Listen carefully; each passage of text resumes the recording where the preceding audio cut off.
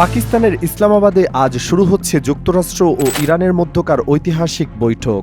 গত ২৮ ফেব্রুয়ারি যুক্তরাষ্ট্র ও ইসরায়েলের হামলায় ইরানের সর্বোচ্চ নেতা আয়াতুল্লাহ আলী খামেনি নিহত হওয়ার পর এই প্রথম দুই দেশের উচ্চ পর্যায়ের প্রতিনিধিরা সরাসরি আলোচনায় বসেছেন। পাকিস্তানের মধ্যস্থতায় আয়োজিত এই আলোচনার মূল লক্ষ্য হল মধ্যপ্রাচ্যে চলমান ভয়াবহ যুদ্ধ পরিস্থিতির অবসান ঘটানো এবং একটি কার্যকর শান্তি চুক্তিতে পৌঁছানো। যুক্তরাষ্ট্রের পক্ষে নেতৃত্ব দিচ্ছেন ভাইস প্রেসিডেন্ট জেডি ভান্স এবং ইরানের পক্ষে দেশটির সংসদ স্পিকার মোহাম্মদ বাঘের কালিবাফ। এই বৈঠকের সবচেয়ে গুরুত্বপূর্ণ আলোচ্য বিষয় হল একটি স্থায়ী যুদ্ধবিরতি এবং হরমুজ প্রণালী উন্মুক্ত করা।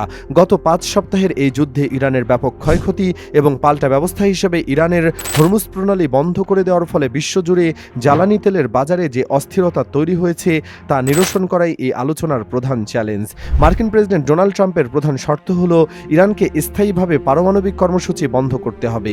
অন্যদিকে ইরান তাদের ১০ দফা প্রস্তাবে সব ধরনের নিষেধাজ্ঞা প্রত্যাহার এবং হরমুজ প্রণালীতে তাদের সার্বভৌম নিয়ন্ত্রণের স্বীকৃতি দাবি করছে। আলোচনায় হরমুজ প্রণালী দিয়ে জাহাজ চলাচলের জন্য ইরানের প্রস্তাবিত টোল আদায়ের বিষয়টি বড় বিতর্কের জন্ম দিতে পারে। ইরান প্রতিটি জাহাজ থেকে $২০ লাখ পর্যন্ত টোল আদায়ের পরিকল্পনা করছে, যা তারা যুদ্ধবিধ্বস্ত অবকাঠামো পুনর্নির্মাণে ব্যয় করতে চায়। তবে যুক্তরাষ্ট্র এবং আন্তর্জাতিক সমুদ্র আইন বিশেষজ্ঞরা একে অবৈধ বলে মনে করছেন। আলোচনার ফলাফল হিসাবে একটি দীর্ঘমেয়াদী যুদ্ধবিরতি এবং জাহাজ চলাচলের জন্য একটি নিরাপদ করিডোর তৈরির সম্ভাবনা থাকলেও পারমাণবিক ইস্যুতে এই দুই পক্ষ কতটুকু ছাড় দেবে তার উপরই নির্ভর করছে এই বৈঠকের চূড়ান্ত সাফল্য।